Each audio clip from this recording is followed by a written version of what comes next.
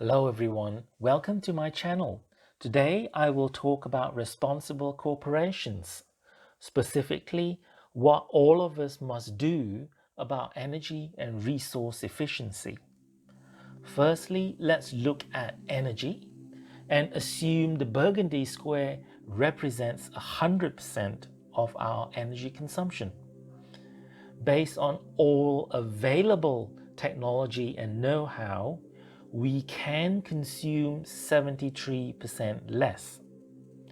If overnight we all use 73% less, we will exceed the 2-degree global warming target and only need to decarbonize 27% of our energy consumption. Approximately 25 to 35% of our consumption can be achieved with relatively low cost and little changes. Yet, we are achieving approximately 1.2% reduction on an annual basis. In fact, the actual consumption is growing at approximately 2.6%. Now, in order for us to stay within the 2-degree average temperature rise, we need to be achieving 3% year-on-year reduction. The more we delay, the more this needs to be. As we all know, the implication of energy consumption is not limited to energy alone, but a wider ecosystem. If we look at the global carbon balance and discount all inaccessible carbon sources, this is all of the accessible carbon in the world. We emit approximately 33 gigatons a year into the atmosphere. And this is projected to grow to 58 gigatons by 2030 under a business as usual scenario. The sequestration of carbon from dead vegetation and animals occur over hundreds of thousands of years at less than half a gigaton a year. Photosynthesis from plants account for 1.5 gigaton a year. 2 gigatons a year is absorbed by water, thus acidifying the water sources. Dead aquatic animals convert back into fuel, again over hundreds of thousands of years at less than half a gigaton a year. The net effect is that our energy consumption is sending more CO2 into the atmosphere than the planet can regenerate. Furthermore, our activities hinder the planet's ability to regenerate further. For example, a change in land use reduces the land available for vegetation and grazing. Acidification of water reduces fresh water available again for vegetation and for supporting life. Together with dumping plastic waste in the sea, we limit the size and diversity of land and marine life, which will impact carbon sequestration. A consortium of 18 researchers, led by Johan Rockström, identified 9 interrelated areas where we have an ecological footprint. Their work establishes planetary boundaries for which, when exceeded, is beyond what the planet can achieve. And we have exceeded 4 of these boundaries.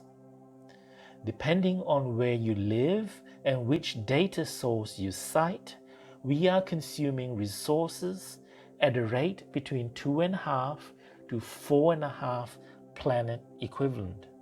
So you've got to ask, what is in the way for real energy and resource efficiency improvements? Between 2015 and 2018, we surveyed 805 people to gather their practice and attitudes in resource efficiency. We categorized analyses by job roles, age group, and degree of conservatism. 69% of the respondents are from corporations, 28% from consultants, and 3% from products and service providers. 45% said reducing energy consumption is their priority. 24% told us that complying with the minimum required by law is their concern. 17% said their priority is to reduce raw materials and waste. 9% said using less water is their priority.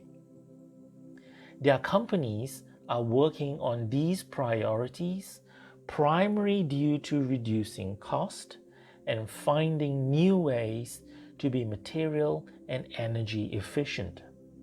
Complying with regulation, improving the environment, and fulfilling societal expectations are the next but smaller aspirations. However, there are barriers preventing them from doing more.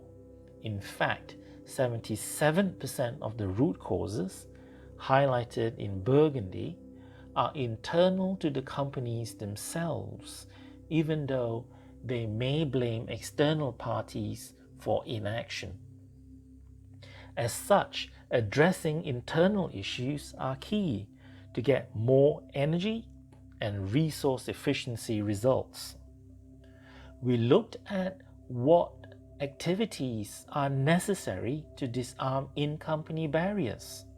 Again, internal capabilities to address their own barriers dominate. Now, I'm not saying all corporations are lousy in resource efficiency. In fact, if you look at the statistical distribution of corporations and their resource efficiency maturity, there are good ones and the bad ones. According to Dow Jones Index, companies that are good in resource efficiency persistently outperform their peers in the sector over many years. Similarly, those that are bad consistently lags behind their peers. For the vast majority in the middle, there are some form of cognitive bias towards resource efficiency. Resolving these cognitive bias will result in a large-scale improvement in resource efficiency results. This is where you, as responsible corporations and responsible citizens of Earth, come in handy. In order to resolve internal barriers, it involves some form of technical analysis and ownership, some form of organizational leadership, some form of active management. In fact, the data tells us we need all three elements for energy and resource efficiency to happen. This sweet spot is highlighted in yellow. Take away one or two elements, energy and resource efficiency slows down, if not grinds to a halt. Now, all of us are either employed or involved in a variety of job roles, and each have different influences in our corporation.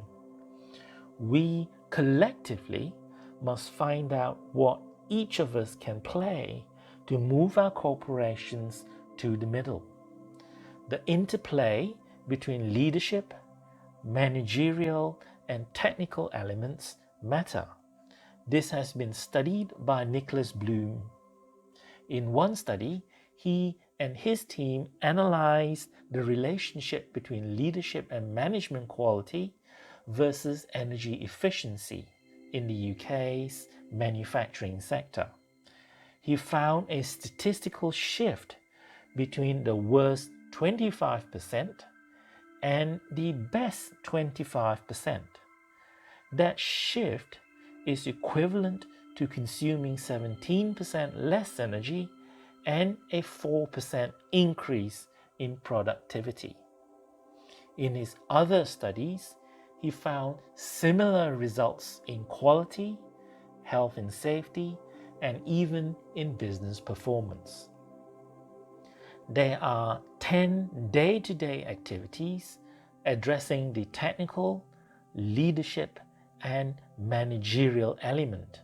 In fact, there are 5 technical activities, 2 leadership activities, and 3 managerial activities that work in concert. Firstly, business processes. If you work in a manufacturing environment, that will be your manufacturing process. If you work in the service industry, this will be the process you provide your service. When it comes to energy and resource efficiency, most organizations apply end-of-pipe solutions. They typically say retrofit with this equipment, upgrade that obsolete equipment. For energy, it is also about making the boilers, the chillers, or the ventilation plant efficient. You know, when we design plants and buildings, we design the process requirements first, then the energy plants and the control systems around it. You need to be working and looking at the process and make it efficient. If the process itself is inefficient, the most efficient boilers, chillers, or ventilation plants cannot help you use less. After this, we can start to look at the supply chain and the closed-loop economy. Secondly, you'll need to establish how we measure energy and resource consumption in an accurate way, in a repeatable way, and in an honest manner. Then use it to compare against our competition. Now, when you compare your energy and resource performance against that of your competition and you see a gap, you will start to get your top management's attention. The third is to make energy and resource consumption visible in your organization. In a building, you can see when the lights are on or the computers are on. You might hear the ventilation running. However, unless you pay the energy bills or you read the meters regularly, you do not see energy consumption. The same goes for water and waste. We need to analyze and we need to make these consumption visible. It may be through tabular formats, pie charts, or Sankey diagram. It tells you the statistically significant areas to focus your effort. The fourth is to show that energy and resource consumption is not a fixed cost, but a variable, a controllable variable. For many organizations, a baseline is the sum of the monthly consumption over a year. That is not the baseline. A baseline is the relationship between your energy and resource consumption and your productivity level. When you show consumption this way, it becomes a controllable variable and it piques the interest of leaders and managers alike. The fifth and the last technical tool is to identify opportunities to save. For many organizations, opportunities center on implementing the most technologically advanced equipment or kit. Instead, you should focus on housekeeping and operational controls before investing in simple retrofits. When you are done, go big. You will also need to make sure that opportunities are backed up by relevant calculation and be proportionate in its accuracy. The sixth and the first leadership tool is to align your business case with that of your board members. Top management are measured against your organization's purpose, vision, mission, and values. Yet, most business cases are purely based on cost reduction. If reducing cost is not on your top management's agenda, they will not be interested. This is because it does not support what they are doing.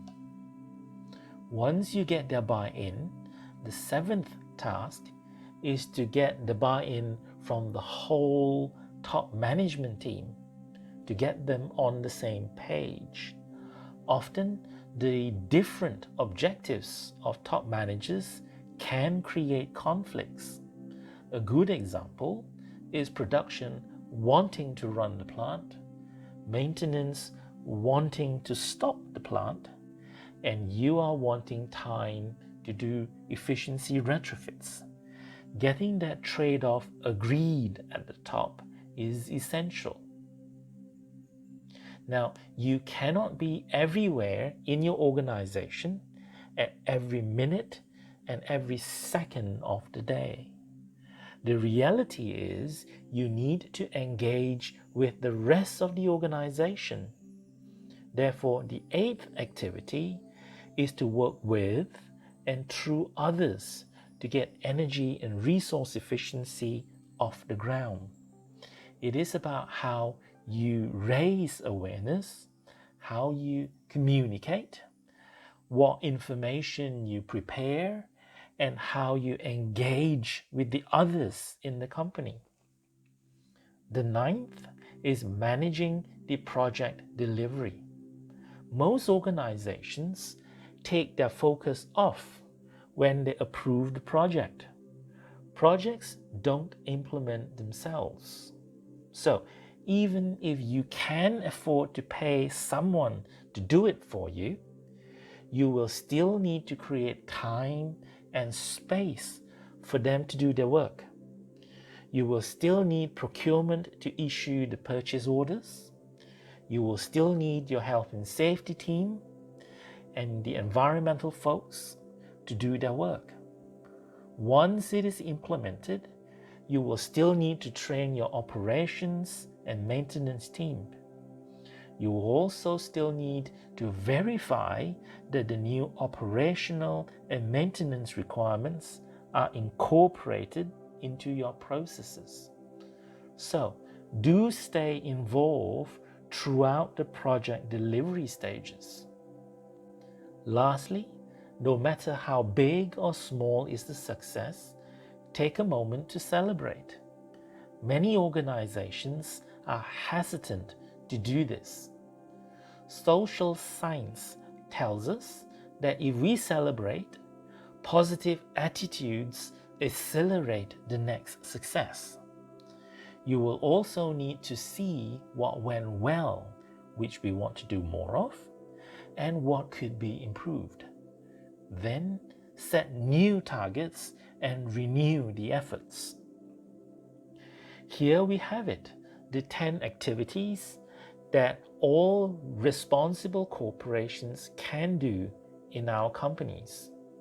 So while we have different job roles and we exert different degrees of influence in our organization and in society, if all of us do our best to apply the activities and the principles discovered, we can move energy and resource efficiency in a big way. After all, who wouldn't want to make more with less? Now, for more similar content, please do leave a like and click on subscribe. I'll see you in the next one.